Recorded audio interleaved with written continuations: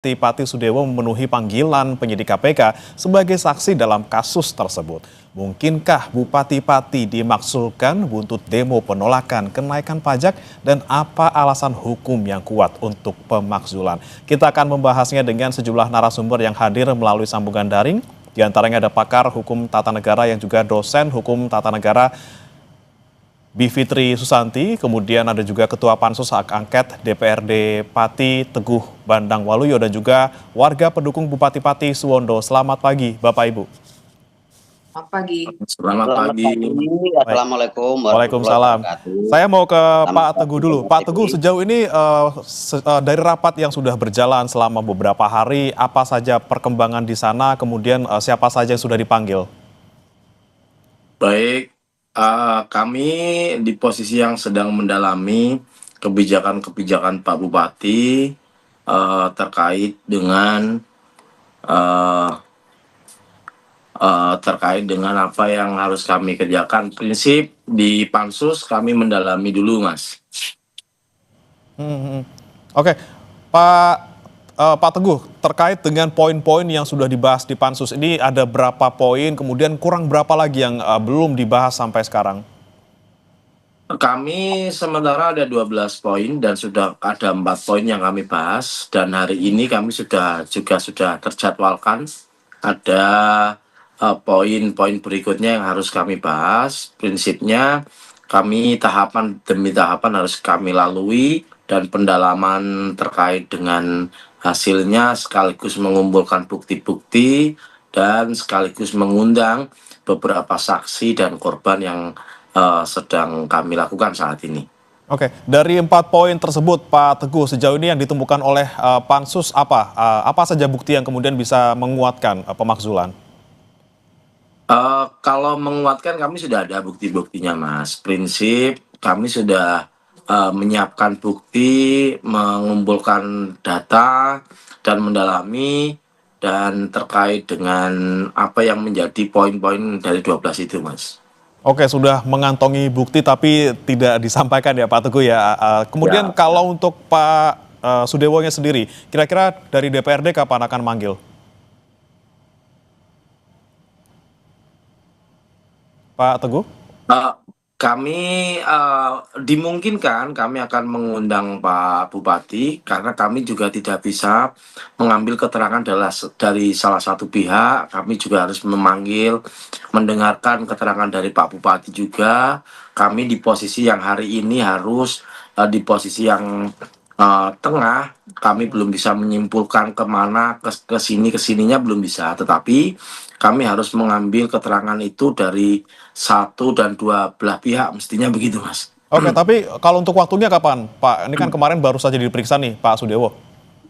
Waktu mesti mengalir, Mas. Nanti setelah beberapa poin, nanti mungkin poin ke-7, 8 sudah sampai ke sana, kita cukup dengan data, kita cukup dengan bukti, kita mesti melangkah ke poin ke pemanggilan ke sana, Mas. Oke, kalau untuk pekan depan kira-kira bisa nggak Pak? Atau masih butuh waktu lebih panjang lagi kira-kira untuk sampai ke pemanggilan Pak Sudewo? Kami tidak bisa memastikan kapannya ya, Mas, tetapi kami rasa-rasanya sudah mengarah ke sana untuk memanggil dan meng-cross check pernyataan Pak Bupati di media terkait dengan keputusan-keputusan beliau, terkait dengan kebijakan-kebijakan itu, mestinya akan kami cross check ke beliau, Mas. Oke, baik. Kemudian saya ke Mbak Bivitri dulu, yang kemarin juga sempat menjadi ini ya Mbak ya, saksi yang diundang di Pansus Hak Angket Pemakzulan Bupati Pati. Kemarin ketika Mbak Bivitri kemudian dipanggil, kemudian juga dimintai keterangan sebagai ahli seperti itu. Apa saja yang kemudian Mbak sampaikan dan juga apa saja kira-kira alasan hukum yang kuat untuk pemakzulan Bupati Pati? Baik, jadi memang kemarin kehadiran saya itu lebih banyak mengafirmasi karena pansus sudah jalan kan, saya di tengah-tengah begitu. Dan saya menghargai, mengapresiasi apa yang dilakukan oleh pansus karena mereka ingin yakin jangan sampai di ujung nanti mentah atau ada salah prosedur dan lain sebagainya. Dan saya juga mau apresiasi karena pansus ini responsif menurut saya. Begitu ada demonstrasi besar, ada respon seperti itu dari DPRD, saya kira ini cara yang baik untuk berpolitik. Nah, jadi kemarin itu saya mengafirmasi bahwa yang mereka lakukan sejauh ini sudah betul secara peraturan perundang-undangan, dan setelah ini prosesnya nanti ke Mahkamah Agung, nanti ada keputusan terakhirnya oleh DPRD lagi sebelum disampaikan kepada Menteri Dalam Negeri. Beberapa hal yang bisa digunakan tentu saja misalnya melanggar sumpah, menyalahgunakan wewenang dan melanggar sumpah janji jabatan. Sumpah janji jabatan itu kan termasuk juga untuk melaksanakan peraturan perundang-undangan dan konstitusi. Nah, di sini misalnya banyak pertanyaan soal kenaikan PBB P2 itu yang misalnya tidak mengikuti proses yang seharusnya, terutama soal partisipasi dan data yang harusnya ada sebelum membuat kebijakan. Kemudian juga kemungkinan potensi misalnya dalam konteks melakukan perbuatan tercela misalnya dan lain sebagainya. Tapi yang paling masuk adalah tentu saja ketika bupati melakukan tindakan-tindakan yang tidak sesuai dengan peraturan perundang-undangan. Karena semua jabatan apapun, kalau dia jabatan publik pasti ada aturan mainnya. Nah, jadi kami banyak menggali di persoalan itu kemarin. Oke, penyalahgunaan wewenang oleh Bupati Pati. Kemudian kalau Mbak Bivitri melihatnya sendiri, ini yang menjadi pintu masuk paling mungkin gitu ya untuk pemakzulan ini terkait dengan PBB P2 kemarin, ataukah mungkin ini Mbak Bivitri, kita sama-sama kemarin melihat Pak Sudewo diperiksa KPK sebagai saksi. Kalau pemeriksaan KPK justru letaknya berbeda, Mas. Jadi kita harus pahami yang apa yang dilakukan oleh KPK itu kan pemeriksaan terhadap suatu tindak pidana yang dilakukan sebelum Sudewo menjadi bupati. Jadi dalam konteks ini sebenarnya tidak ada kaitan langsung dengan pansus angket. Bahwa itu adalah perbuatan yang tidak baik dan seterusnya, ya. Tapi artinya kalau bicara prosedurnya, karena saya harus bicara hukum ya, prosedurnya berbeda. Nah, jadi nanti kalau misalnya, kalau mungkin publik akan lebih ingat kasus Ahok dulu ya di Jakarta. Nah, ingat kasus itu prosesnya berbeda sendiri. Kalau itu terjadi, maka akan ada pemberhentian sementara dalam konteks yang berbeda ketika jadi terdakwa. Kemudian setelah nanti kasusnya sudah inkrah, kekuatan hukum tetap, ada pemberhentian tetap dari Kementerian Dalam Negeri. Tapi itu bukan urusannya angket, itu urusannya KPK.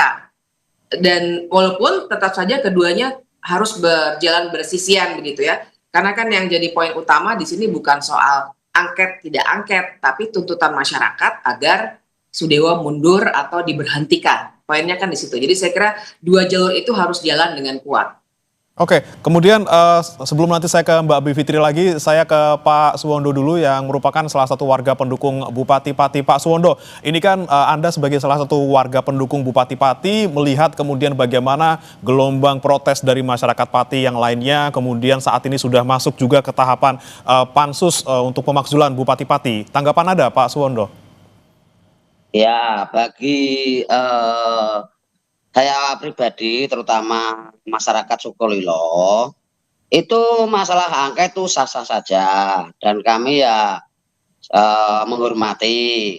Ya, kalau bagi kami ya itu nanti kita hargai keputusan hukum yang berjalan. Nah, tapi bagi masyarakat khususnya Sukolilo itu masih banyak dukungan dari warga-warga kecil, termasuk saya pribadi. Karena begini Mas, dari dukungan-dukungan mereka itu muncul dari kalangan orang-orang kecil, orang-orang bawah yang tidak mempunyai HP.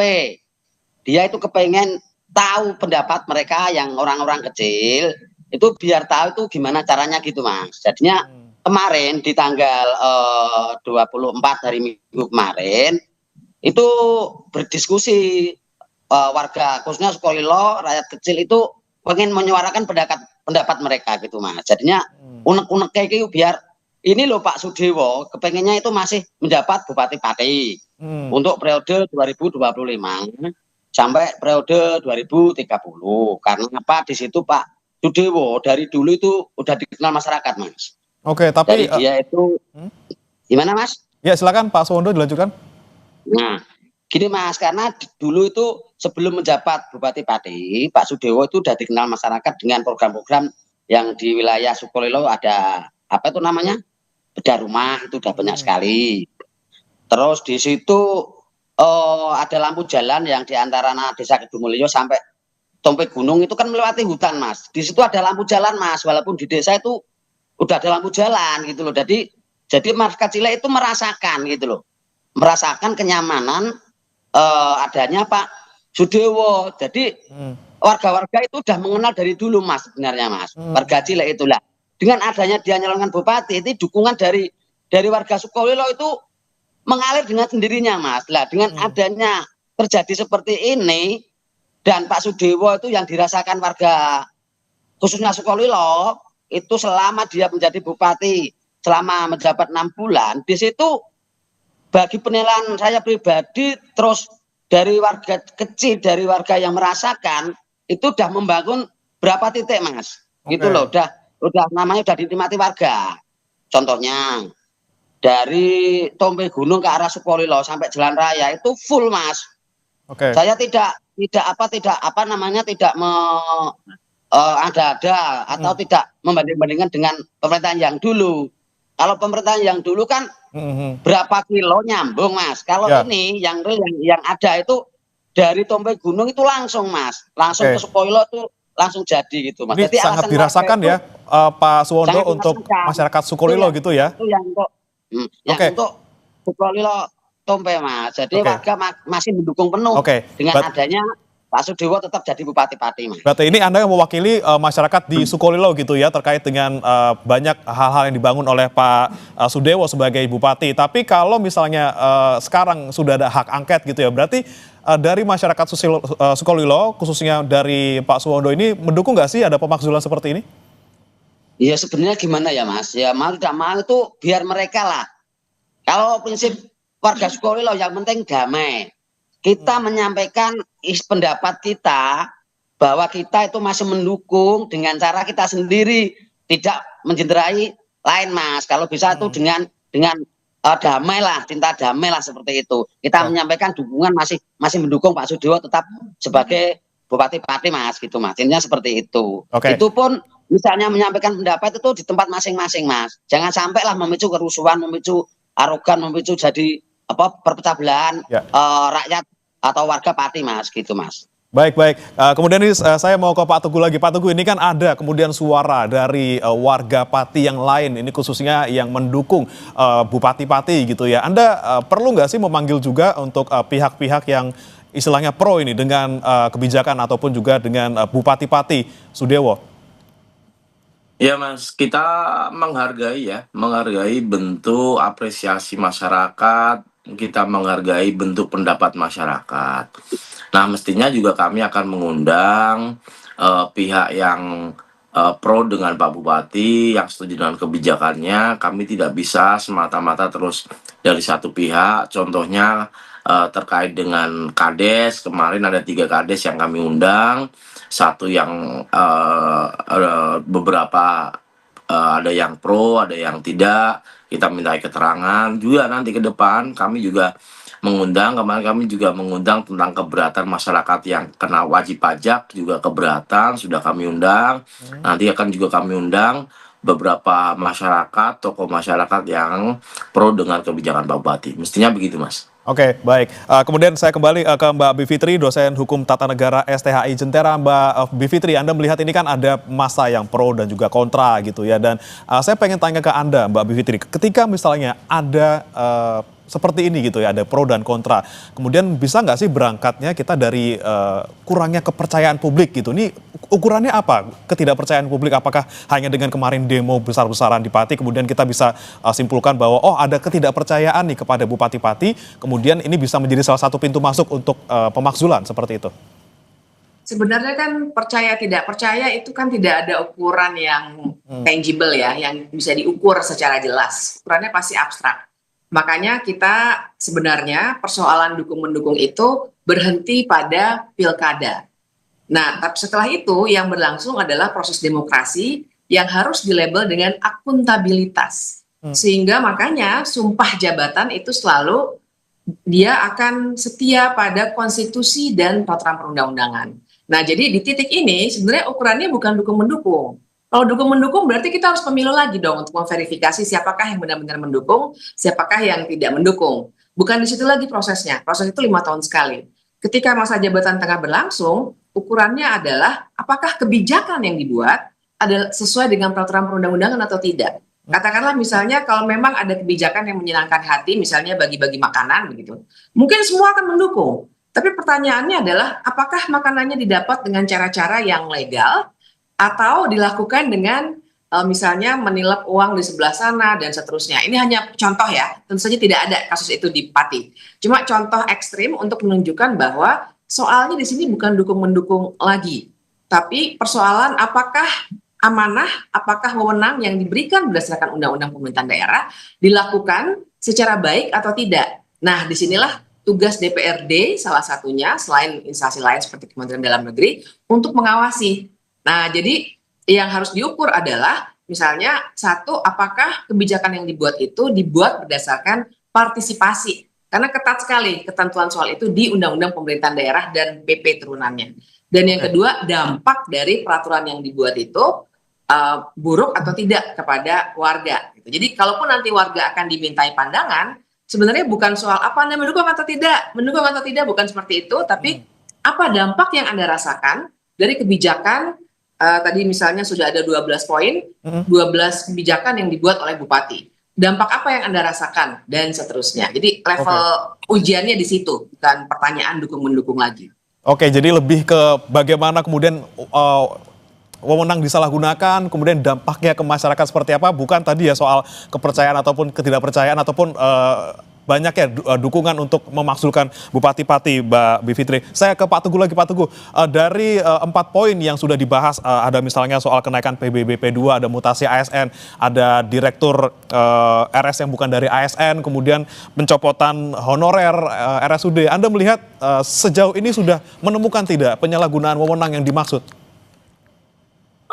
Kami kalau sampai detik ini belum bisa menyimpulkan, Mas, tetapi kami sudah di rel yang sudah kami sepakati bersama dengan teman-teman pansus bahwa ada temuan dan beberapa catatan sudah kami masukkan ke file kami, nanti kita akan bahas ke depannya. Tapi prinsip dalam hal ini kami ada keterbukaan, masyarakat, media bisa menilai kinerja pansus, juga bisa menilai prosesnya pansus ini seperti apa, gitu Mas. Oke, baik, ini yang kemudian menjadi pertanyaan ke depannya, karena proses masih panjang, bagaimana kemudian bisa tetap on the track, jangan sampai ada dalam tanda kutip intervensi dari luar. Kita akan bahas usai jeda berikut, saudara, tetap bersama kami di Sapa Indonesia Pagi.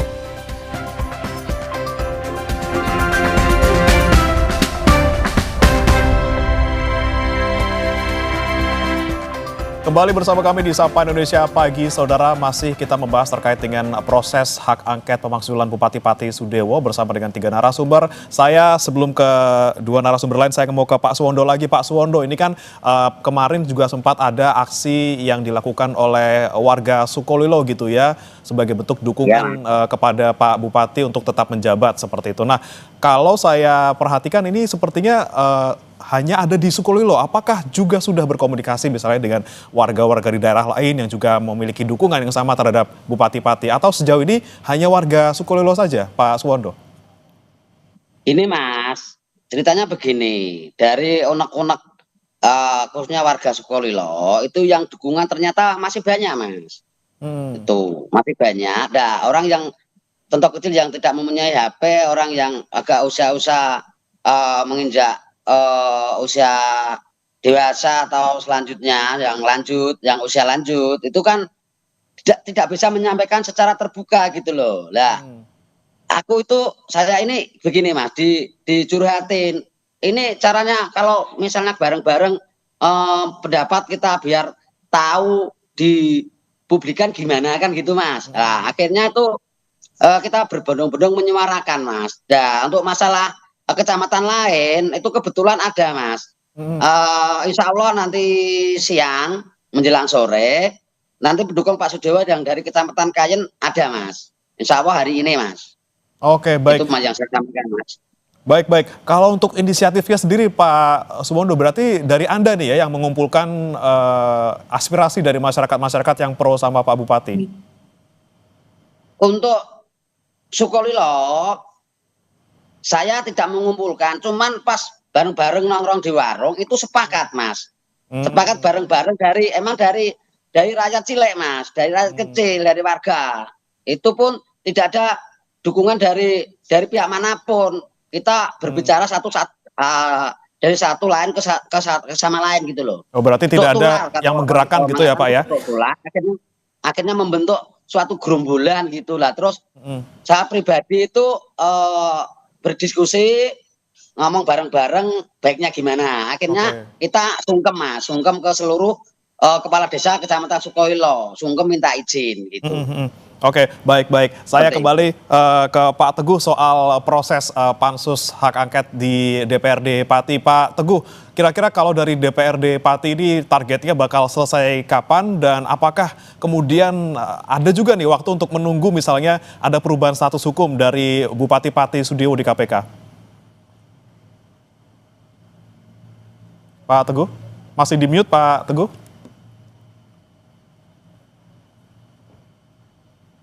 Pak Teguh, bisa dengar suara kami, Pak?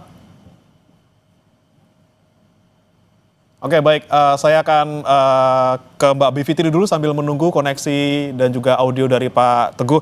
Mbak Bivitri, lagi-lagi nih, saya ingin kulik terkait dengan sekarang proses hukum yang berjalan di KPK. Gitu. Tadi Anda sampaikan bahwa apa yang dilakukan oleh Bupati Pati Sudiewo yang diduga disangkakan dilakukan oleh Pak Bupati Sudiewo ini dilakukan sebelum menjadi bupati, ketika menjadi anggota DPR seperti itu. Tapi apakah ini bisa menjadi salah satu pertimbangan gitu Mbak Bivitri dalam rapat pansus untuk memakzulkan Bupati Pati, walaupun memang ini di dua kasus yang berbeda seperti itu? Pertimbangan untuk didiskusikan ya bisa saja. Tapi kalau kita benar-benar mengacu pada isi Undang-Undang Pemerintahan Daerah yang terkait soal hak angket, dia tidak akan masuk sebagai materi dari berkas yang akan disampaikan oleh DPRD kepada Mahkamah Agung. Jadi itu memang proses yang terpisah. Bahwa mereka akan memonitor, saya yakin akan terjadi gitu. Tapi yang harus diingat juga, pansus hak angket, kemudian proses di Mahkamah Agung, semua batasannya juga tidak selama-lamanya bertahun-tahun. Nah, sedangkan yang namanya proses hukum tipikor di KPK itu agak lama ya, walaupun KPK juga ada hari-harinya begitu ya. Tapi yang harus diingat, pemberhentian sementara misalnya baru bisa dilakukan kalau kasus sudah masuk ke pengadilan. Ketika ada registrasi perkara, ini sudah jadi terdakwa, baru bisa diberhentikan sementara. Nah, jadi Pak, saya menduga, apalagi sekarang kan Pak Sudiewo belum menjadi tersangka. Statusnya masih saksi sampai dengan kemarin, saya monitor terus tuh. Jadi sampai dengan dia tersangka, diperiksa lagi, kemudian jadi terdakwa, pasti makan waktu akan lebih lama. Jadi saya kira ini jalannya bersisian saja. Karena mungkin nanti akan kesusul lagi di Mahkamah Agungnya nanti 2 bulan begitu ya. Artinya dia tidak saling mempengaruhi secara langsung. Oke, tidak saling mempengaruhi secara langsung. Saya kembali ke Pak Teguh. Pak Teguh sudah bisa mendengar suara saya, Pak? Baik, Mas. Ya, Pak Teguh, tadi pertanyaan saya targetnya untuk selesai ini kapan nih? Sampai akhirnya ke MA paling tidak untuk tahap yang selanjutnya? Baik, Mas. Kalau bicara tahapan, mestinya kan 60 hari dari terbentuknya pansus itu. Tetapi kami meyakini kami akan kerja ekstra dengan teman-teman pansus dan kami mendengarkan masukan beberapa tokoh masyarakat, tokoh agama, sekaligus kita mengumpulkan data, bukti dan semuanya sehingga kami meyakini tidak sampai 60 hari kami akan bisa menyelesaikan. Begitu, Mas. Oke, walaupun tadi kata Mbak Bivitri tidak saling terkait gitu ya, apa yang terjadi di KPK dengan yang di Pansus, tapi apakah kemudian apa yang proses hukum saat ini dihadapi oleh Pak Sudiewo ini akan juga menjadi pertimbangan dan juga dibahas di rapat, Pak Teguh? Kami sekali lagi sama dengan pendapat Bivitri karena ini beda ya, beda konteks antara pansus dengan proses hukum yang dihadapi oleh Pak Bupati. Yang jelas kami akan on the track dengan tugas dan kewajiban kami selaku pansus. Kami tidak akan masuk ke dalam urusan terkait dengan KPK, Mas. Oke, lagi-lagi terpisah dua kasus ini. Kemudian saya kembali ke Pak Suwondo untuk menanyakan bagaimana nih Pak Suwondo. Kita kan lihat ini ada dua proses yang dihadapi oleh Pak Bupati Sudiewo. Pertama soal pemakzulan dengan berbagai macam poin-poin, ada 12 poin di sana. Kemudian ada juga proses di KPK terkait dugaan korupsi. Nah, dengan adanya dua proses hukum ini yang menjerat ataupun yang melibatkan Pak Sudiewo, dukungan tetap solid ataupun gimana Pak Suwondo melihat ada dua loh ini Pak yang sedang berlangsung. Ya, ya Mas ya, terima kasih. Ya kalau masalah kasus Pak Sudiwo yang mengenai dalam adanya demo tanggal 13 Agustus kemarin, dalam arti itu kan asal munculnya kan kenaikan PBB Mas, ya toh. Kenaikan PBB itu muncul ada suara-suara demo, di demo adanya kenaikan PBB yang senilai 250% itu, dan ditambahi dengan arogannya Pak Sudewo berkata bahwa jangankan 50.000 pun saya tidak gentar. Itu emang manusiawi, itu emang kesalahan Pak Sudewo. Akan tetapi di situ kan sudah dibatalkan Mas. Itu yang pertama. Yang kedua ada minta maaf. Itu kalau misalnya jadi apa itu namanya menjenderai Pak Sudewo biar biar hukum yang berjalan Mas. Itu menurut saya pribadi. Oke, tapi kalau Itu misalnya bukan ternyata ranah kemarin saya. tidak tetap Gimana? diberlakukan gitu gimana Pak? Tetap didukung juga? Ya dukungan tetap mengalir dari satu ke desa, dari khususnya Sukoilo, nanti ada dukungan lain yang hari ini ke Kecamatan Gayen tetap didukung karena setahunnya apa itu namanya warga Cile itu setahunnya selama dia menjabat itu pembangunannya itu udah berjalan Oke, banyak Mas gitu loh. Nah oke, masalah pendukung itu berbicara gobrol-gerombol itu begini Mas. oke. Oh sing jenenge wong ya ora ana wong sing sempurna lah. Kan Mm. taunya mau sekedar kenaikan PBB Mas dari warga kecil gitu loh Mas. Oke, paling ora wes Tahu dibatalke dari ya Pak yo. masalah kasus lain itu Udah sebenarnya dibatalin baru PBB-nya muncul Pak ya. setelah ada demo Mas. Jadi Oke. kita tidak bahas masalah eh, kesalahan Pak Sudewo yang ada nanti ada korupsi dan lain itu, saya tidak membahas Mas. Biar hukum yang berjalan kita menghormati hukum Mas. Seperti itu Oke, Mas. oke, proses hukum dihormati. Kemudian saya kembali ke Mbak Bivitri. Mbak Bivitri, ini kan prosesnya masih panjang nih Mbak ya, dari DPRD ke MA, kemudian dari MA ke DPRD lagi, baru ke Menteri gitu ya kalau nggak salah prosesnya. Ini dengan proses yang sangat panjang ini Mbak Bivitri, kemudian hambatan-hambatan apa nih yang kemudian bisa terjadi di tengah-tengah proses ini? Yang pasti hambatan politik ya. Jadi kita juga bisa punya dugaan. Kalau analisis saya nih, saya angkat ke level nasional sedikit ya Mas ya. Hmm. Jadi tentu saja akan ada keengganan dari presiden adanya kalau ada bupati atau kepala daerah yang diturunkan. Apalagi orang ini dari partai yang sama dengan partainya presiden, yaitu Gerindra. Jadi sangat mungkin nanti di situ ada intervensi-intervensi yang dilakukan karena kita paham bahwa partai-partai politik itu biasanya yang bekerja kan di level elit di Jakarta. Nah ini kalau saya sih tidak mengendorse, tidak setuju kalau ini dilakukan. Karena bagaimanapun persoalan yang terjadi di daerah itu tidak bisa diselesaikan di Jakarta. Dan perspektifnya juga akan sangat berbeda. Nah mungkin nanti tantangannya di sini. Karena kan pengambilan keputusan di DPRD itu kan harus diikuti oleh semua fraksi. Fraksinya Pak Teguh, tapi juga fraksi-fraksi lainnya yang kalau tidak salah, kayak saya tidak salah ada 8 fraksi ya Pak Teguh, mohon koreksi kalau salah.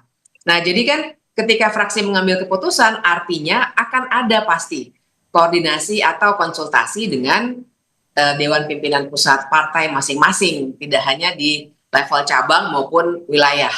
Nah mungkin saja di situ terjadi intervensi, tapi saya harap tentu saja tidak ya, karena bagaimanapun kita harus hormati proses apa yang terjadi di daerah, bukan yang di Jakarta. Oke, baik-baik. Pak Teguh gimana Pak Teguh? Kalau dari fraksi-fraksi di DPRD Pati, apakah masih solid untuk terkait pemakzulan ini atau seperti apa Pak? Baik, sampai detik ini izin koreksi Mbak, ada 7 fraksi yang kami bahas di Pansus dan semuanya sudah solid, tidak ada yang kanan kiri atau gimana, tetapi masyarakat kan bisa menilai nih, Pansus, terus tim anggota Pansus mana yang bicara dan yang tidak bicara, siapa nanti yang kena guncangan, siapa yang kena masuk angin, masyarakat saya yakin bisa menilai.